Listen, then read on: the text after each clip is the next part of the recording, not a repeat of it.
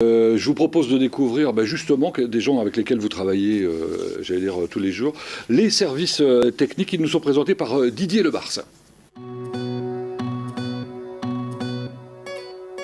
Les services techniques, c'est nos premiers ambassadeurs de communication. On travaille sur le rapprochement de ces services techniques avec la population et nous avons mis en place en 2020 une adresse proximité@coulennes.fr. Et cette adresse permet à tout administré de Coulennes de déclarer un signalement, une demande, un problème concernant sa rue, son parc, une école.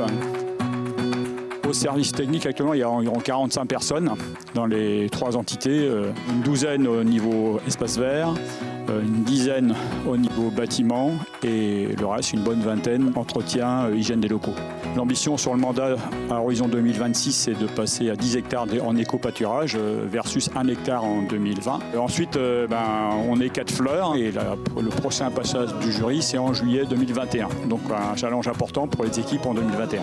À Coulennes, il y a une quinzaine de bâtiments communaux entre les écoles, l'espace culturel, la bibliothèque, les 3 bâtiments de services sociaux. Donc l'entretien, c'est tout ce qui est le petit matériel qui peut s'abîmer, des poignées de porte, des chasses d'eau, des éclairages qui s'usent ou des éclairages qu'il faut renouveler. Entretien, hygiène des locaux, c'est tous les gens qui font le ménage, pour dire autrement, qui entretiennent la commune, c'est-à-dire qui interviennent dans les écoles, à la piscine et dans tous les locaux, vestiaires attenants au gymnase et au stade. Cette année 2020, elle a été très perturbée par la crise de la pandémie Covid-19 et le personnel a répondu présent. Et merci beaucoup les services techniques parce qu'ils ont su s'adapter à une réactivité pour que notre marché continue. Aujourd'hui, il a plus de commerçants qu'avant, il a plus de participants et ça c'est une belle réussite de 2020 dans un contexte difficile. On aura probablement l'occasion de le redire tout au cours de cette émission, l'importance des services d'une manière générale. Nos agents, ce sont les fantassins de la République. Ils ont été sur le terrain, présents. Ils ont fait face dans les écoles, à la MAPAD, auprès des personnes âgées. Et aussi pour le nettoyage. Nous n'avons pas eu de cluster à Coulennes et c'est aussi, on leur doit. Et d'ailleurs, je dirais en passant que Coulennes n'a pas été touché par le Covid puisque nous avons eu moins de décès que l'année dernière et à ma connaissance, il n'y a pas eu de décès. Donc les agents municipaux ont vraiment été très mobilisés et je les remercie. Et nous avons su aussi les remercier financièrement avec une prime dans les maisons de retraite et aussi une prime pour les agents qui se sont engagés sur le terrain pendant cette période. Alors justement, on continue à parler d'eux en quelque sorte, puisqu'on est allé rencontrer Fabrice Lecoq, qui nous dit comment est organisée l'administration de la mairie, que vous connaissez évidemment.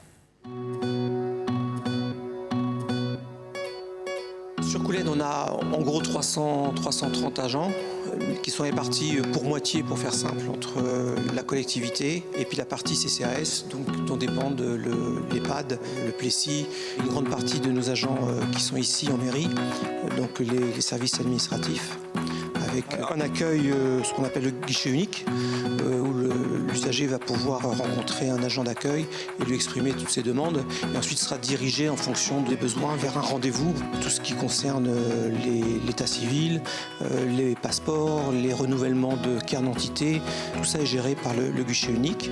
Puis ensuite, vous avez différents services. On a un service qui gère le CCAS en mairie. Ensuite, on a tous les services traditionnels d'une mairie avec la partie urbanisme, vous avez le service comptabilité, vous avez un service RH, service qui gère l'ensemble de nos agents sur le plan de la rémunération, le salaire, mais également ce qu'on appelle la carrière, ce qui est important. Vous avez les directions générales, vous avez un service culturel qui va gérer la saison culturelle, qui va gérer la billetterie, mais les agents de la culture sont plus sur la salle Henri Salvador. Le Covid, oui, a changé beaucoup de choses. Le télétravail est arrivé dans notre collectivité. C'est aussi une polyvalence qui a été demandée à nos agents et que beaucoup ont été impliqués. Et ce que je peux dire, c'est qu'effectivement, Coulennes et les citoyens peuvent compter sur des agents compétents. Alors ce qu'on n'a pas dit, c'est qu'il y a aussi des apprentis à Coulennes. Ah oui, alors ça c'est l'engagement, c'était aussi porté par l'ancien adjoint personnel Didier Lebars, en liaison avec Fabrice Lecoq, c'est que nous voulons faire confiance à la jeunesse. C'est difficile de rentrer dans le monde du travail, d'autant plus aujourd'hui. Et nous avons 13 apprentis qui interviennent dans tous les domaines.